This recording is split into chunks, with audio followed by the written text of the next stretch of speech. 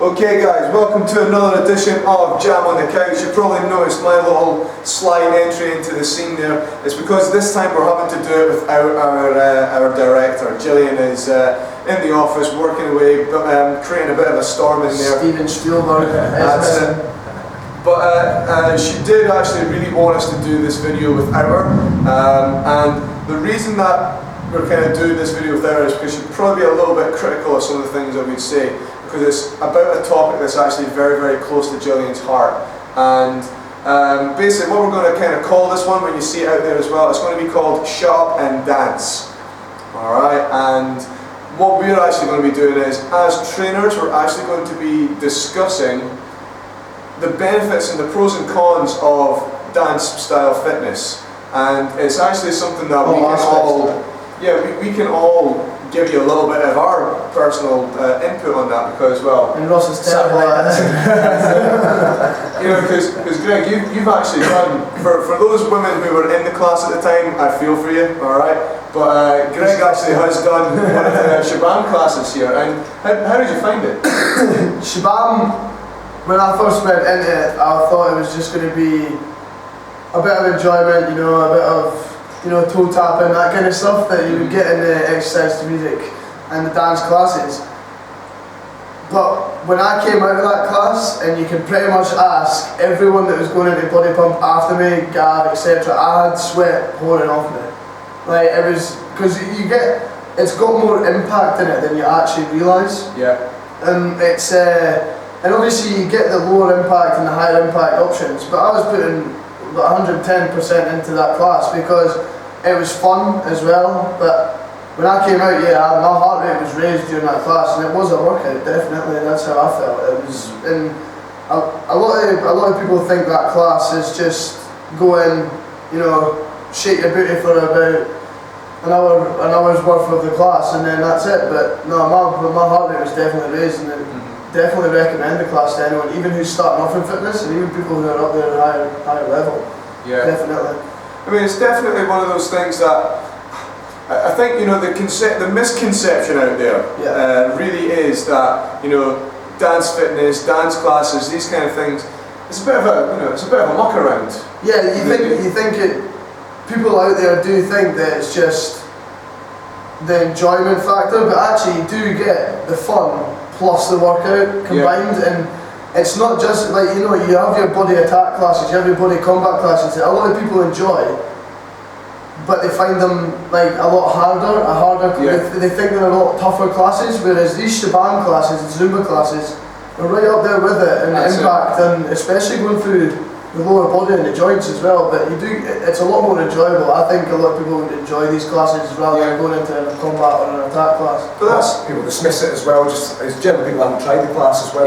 But again, I mean, when we're even training in the back of the studio and the class is going on, I mean, you notice how high impact it is, even like your Shabam and Zumba. Yeah. It's definitely not just stand on the spot and watch it around. And you often, you know, especially when those classes are on, like as trainers, if we've got clients up in the back there as well. Oh, they're singing along like we can't help it, you know, we like having a nice little, you know, big around as well. But see, that's the thing though, guys.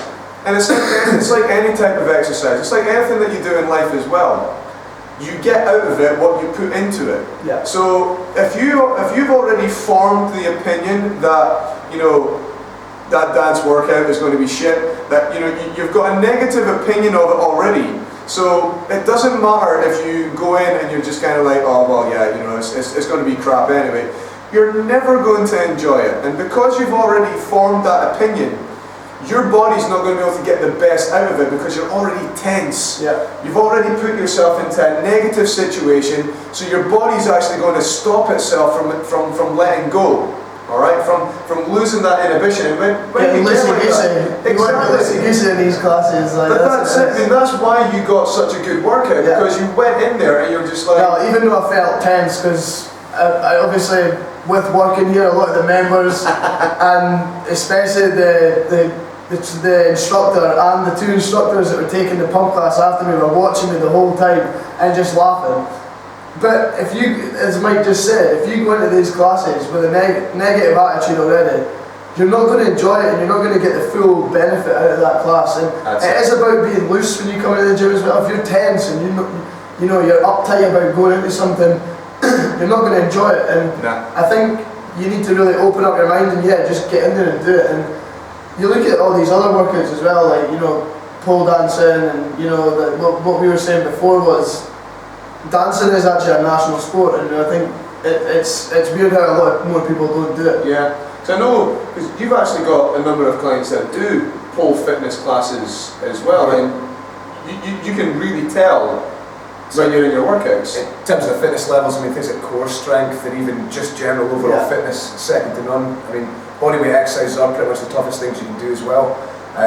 Besides things like pull-ups, things like press-ups, things like burpees, again, there's no getting away from it. Bodyweight exercises are these guys that are doing the pole dancing can hold, like, what was it we were going on about, the air walks, and it's just like moving your body in that kind of movement to be able to have the strength in your upper body and in the core and the legs to be able to hold that position well as move your body at the same time. It's insane. I know that I would struggle to do it, and some of you guys that do these classes are pulling it off.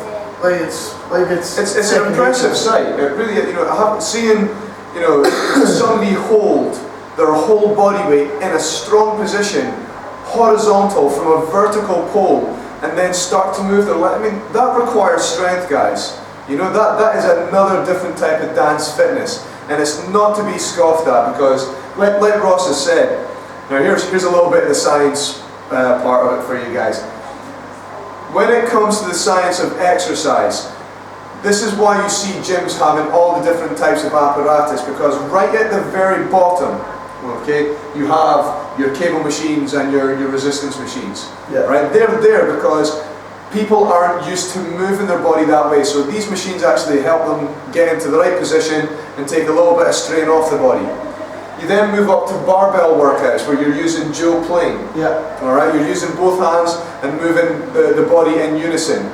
You then go into dumbbells where pretty much your weaker side has got no place to hide. Alright, it needs to work. And then, like Ross is saying, you get right to the very end. Body weight. Everyone struggles to lift their body weight. Without fail, it's one of the main things that I like to try and do is, like, there's a few exercises out there that I would imagine all of us would love to do, and there is the flagpole, which is being able to hold onto a piece of equipment and have your legs right out in the side, or there is a muscle up, which is a pull up, and then you go above the bar and push yourself up. And these are the bodyweight exercises that get the most out of your whole strength workout, definitely. Absolutely. But I mean, I know we're kind of diverting a little bit. We do have a lot more dance programs. I know we've already kind of spoken about Shabam.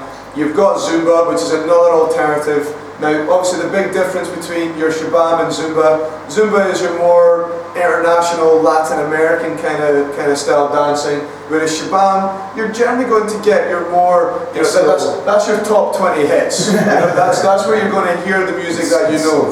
Doing all kinds of shapes in that class, definitely. That's it. But then we've got another dance fitness program, guys, Fit Steps. And that's what Greg was kind of talking about as well. You've actually got a lot of your clients that go to the Fit Steps classes. It's a good way to get rid of tension as well, particularly if you're coming in, you're feeling like you're hunched up, you're stressed from a long day at work. Sometimes the best way is to go and just relax the muscles, shake it out. You're still getting a workout in the process as well, so then you get the best of both there. Yes.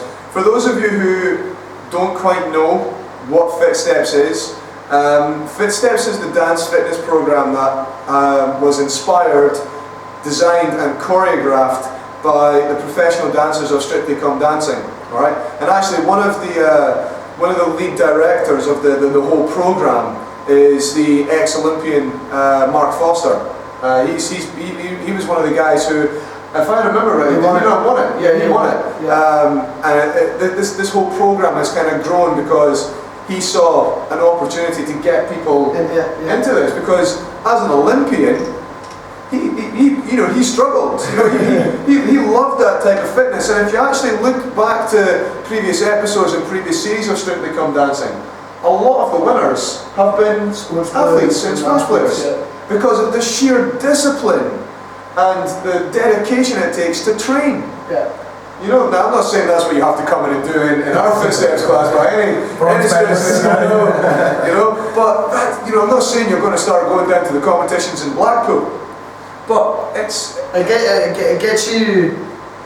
It's a coordination thing as well, and it gets you working from the brain to your feet. Yeah. And that's where a lot of people struggle, and I know I do. It's like I've got a completely different brain, and my head's up here, and I don't even know. I think your head's somewhere else sometimes. But yeah, these classes definitely work on your coordination, and that's something that a lot of people don't have, and I think it will improve that if you're getting into these classes as well as you're getting the workout with it. Absolutely. And it's a lot of fun, and these Fit Steps classes, some of the music that's in it really gets us going. If we're even trying some of the moves as well. Don't know if we're doing them very good. I know that you women are probably better at them than us, but to help with it. That's it though, guys. And especially, I would definitely say, especially the Fit Steps class. Think of, you know, when you watch that type of movement, when you watch that type of dance, it's the posture that they have. You know, to be able to have the strength to get into hold, and to move and to pivot, and to all of a sudden be able to do it slowly, to quicken it up and then bring it right back down. That's impressive stuff. Yeah, it's really good, and I think all these classes, a lot of people need to try them out, and just forget about these high impact classes that you think you're getting the most benefit from. And some of us just need to enjoy it and get stuck into our dancing. I mean, it's not like, they might improve your Saturday night dancing as well, which might help your pickups, but I don't think mine can get much worse. It's not helping me anyway, I know. But yeah, I mean, that's it, guys, you know, and you know, these classes are quite popular, so for members out there, definitely, you know, use your 2-week booking privilege. It's definitely something that we encourage our clients to do, especially from a postural side of things. But one of the key messages that we're coming out with on a lot of our videos, and a lot of the communication, and a lot of the time that we spend talking to our members and our clients, is that change is essential for growth. If you are so used to doing the same type of workout each day, each week, each month, your body's not going to change. Your body's already adapted to what it's doing, and I think it's the same with our clients. And Ross will back me up. Doing the same workout isn't every week, or doing the same thing every week isn't going to make the body change. You need to sort of shock your body as well at times. It's all about periodisation, as we do with our training plans as well. We're looking at the longer picture rather than being sort of workout by workout. We're looking months ahead, try to plan ahead and sort of make sure our clients will get the best from their workouts, looking at what classes they can be doing, whether it includes things like Fit Steps, Shibam, Zumba, again, just to get different variety. You want variety, guys, and that's the main thing. If you're doing the same thing all the time, for me it would get boring. I never do the same workout when I go into the gym, and I think these guys need to look at that as well, and do what you enjoy is the main thing as well. And that's a message we're putting out there as well. Try new things. You might enjoy it, you might not. If you don't, you're not going to do it again. That's the thing. It's off the bucket list. That's it. But I'm going to leave that one with you there, guys. Check it out. There's plenty of videos out there on YouTube where you should have seen this one as well. But please make sure that you tune in again for another episode of Coaches on the Couch. And shut up and dance. Cheers, guys.